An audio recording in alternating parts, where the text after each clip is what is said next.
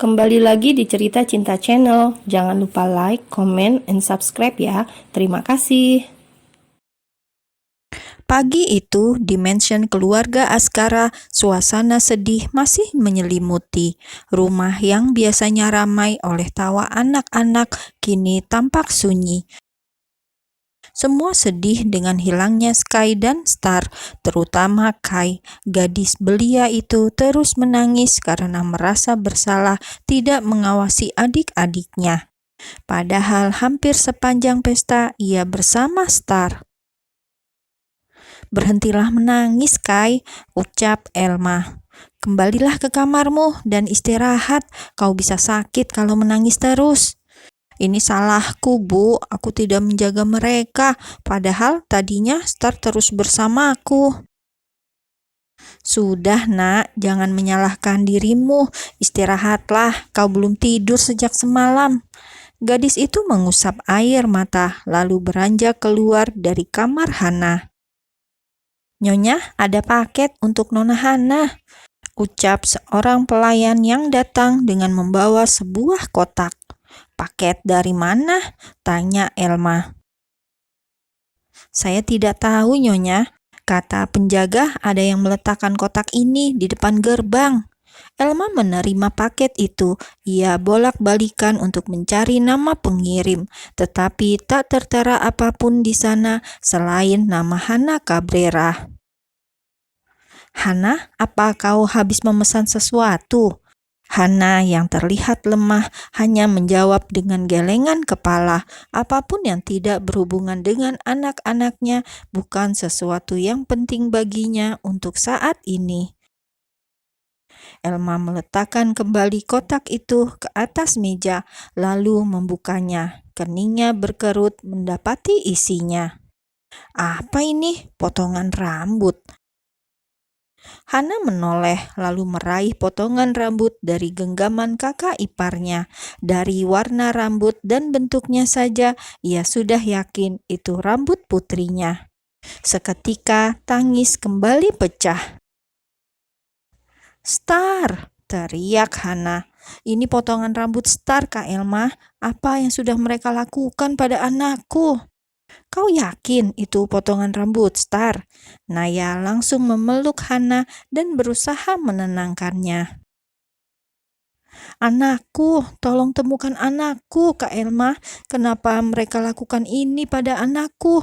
Apa salah mereka?" Elma lalu mengeluarkan selembar kertas dari dalam kotak dengan sebuah pesan bernada ancaman. "Hentikan semua pemeriksaan dan pencarian. Jika tidak, anak-anakmu akan kubunuh." Evan dan Osman tiba di mansion setelah menerima kabar tentang paket berisi potongan rambut putrinya yang tidak diketahui pengirimnya. Mereka tidak pulang semalaman karena mencari. Osman beranjak menuju ruang CCTV di mana Zian, Fahri, dan saudara lainnya sedang memeriksa rekaman CCTV. Sementara Evan langsung menuju kamarnya yang berada di lantai 2. Ia yakin Hana akan histeris setelah melihat isi paket itu. Benar saja, saat Evan masuk, Hana sedang menangis meraung. Ketiga saudari iparnya sedang berusaha menenangkannya. Elma, Naya, Elsa berdiri, membiarkan Evan membujuk istrinya. "Sayang, aku mohon tenanglah, kita pasti akan menemukan mereka." Evan memeluknya, namun Hana seketika mendorongnya dengan kuat. "Ini semua karenamu," pekik Hana. "Kenapa kau harus membawaku pada kehidupanmu? Dulu aku dan anak-anakku hidup dalam keterbatasan di Amasya, tapi mereka aman bersamaku. Sekarang anak-anakku dalam bahaya. Apa yang bisa kau lakukan untuk mengembalikan anak-anakku?" Evan memeluknya lagi, walaupun Hana terus menolak. Ia memukuli dada Evan dengan sisa tenaga, lalu kemudian bersandar di dadanya saat tak lagi memiliki daya untuk meraung. Hana, mereka juga anak-anakku dan aku tidak mau terjadi sesuatu yang buruk kepada mereka. Maafkan aku, mereka pasti akan segera ditemukan. Tolong lakukan apapun untuk menemukan anakku. Mereka pasti sedang sangat ketakutan sekarang. Baiklah, tapi tolong tenanglah dan jangan berpikiran buruk. Kau bisa sakit kalau seperti ini terus. Tak berselang lama, Osman masuk ke dalam kamar dengan sangat tergesa-gesa. Tuan, lokasi mereka sudah terlacak.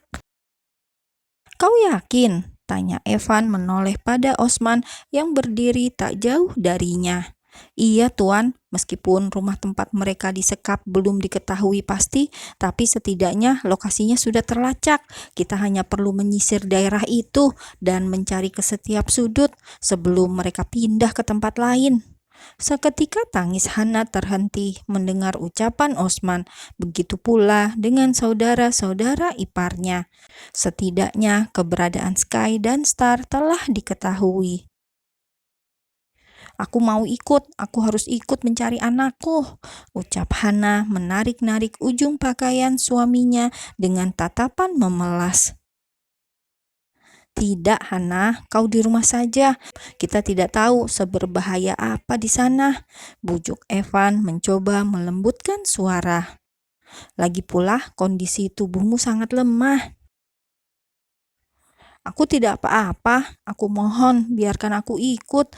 Aku tidak bisa diam saja seperti ini, sementara anak-anakku di luar sana dalam bahaya.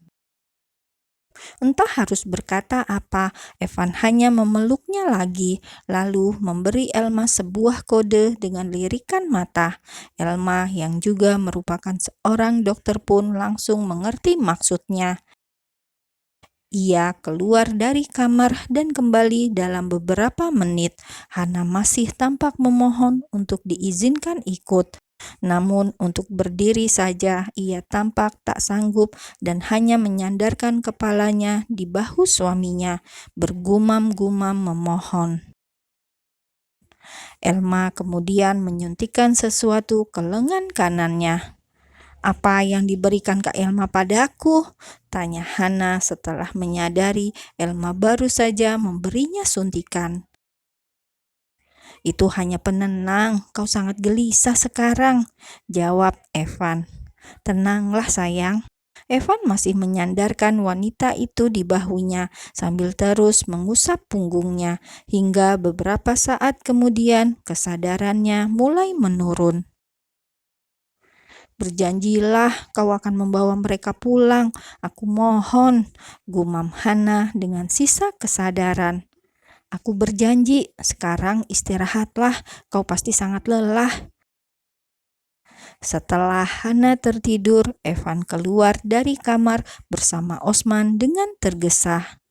Kita harus berhati-hati, aku tidak mau ambil resiko dan mempertaruhkan keselamatan anak-anakku. Tenang saja Tuan, Botak sudah memerintahkan orang-orangnya bergerak dan mengepung daerah itu. Sekarang penculiknya pasti tidak akan bisa lolos karena semua akses keluar dari daerah itu sudah ditutup. Mereka juga sudah mulai menyisir daerah itu. Osman melajukan mobil dengan kecepatan tinggi. Di depan mereka juga tampak beberapa mobil lain yang berisi orang-orang Kia. Kau sudah melakukan apa yang kuminta? Tanyanya. Iya tuan, ada di kursi belakang. Evan melirik ke kursi penumpang belakang di mana terdapat beberapa kotak makanan. Ya, ia memintanya untuk Sky dan Star.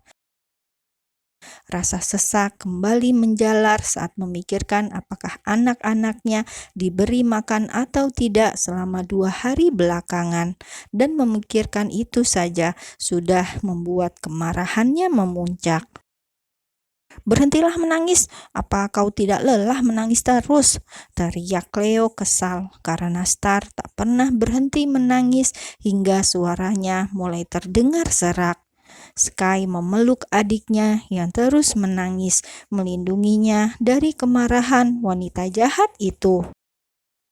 Kalau aku kembali dan kau masih menangis juga, maka aku akan memukulmu seperti memukul kakakmu tadi, mengerti?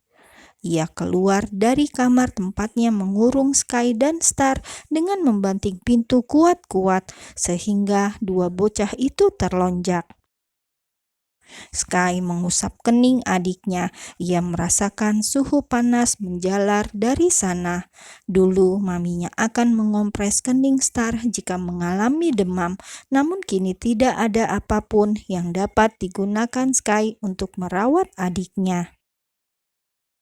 Akhirnya ia membaringkan Star di pahanya, lalu mengusap-usap dada Star. Gadis kecil itu juga mulai sesak nafas sekarang. "Kenapa Dedi belum menjemput kita?" liris Star dengan terisak-isak. "Nanti Dedi dan Paman Osman juga datang menjemput kita dan aku akan meminta Dedi menghukum tante jahat itu." "Kakak, ayo cepat beritahu Dedi kalau kita di sini." "Tenang saja, Dedi pasti datang, seperti saat Dedi menemukan kita di halte bus." Sky terus mengusap rambut adiknya hingga gadis kecil itu mulai mengantuk karena kelelahan menangis. Ia lalu meletakkan kepala adiknya ke atas karpet tempatnya berbaring, lalu beranjak menuju pintu. Namun saat memutar gagang pintu, ternyata dikunci dari luar. Sky pun melirik jendela kaca di ruangan itu. "Tunggu di sini, Star. Aku akan pergi mencari Dedi."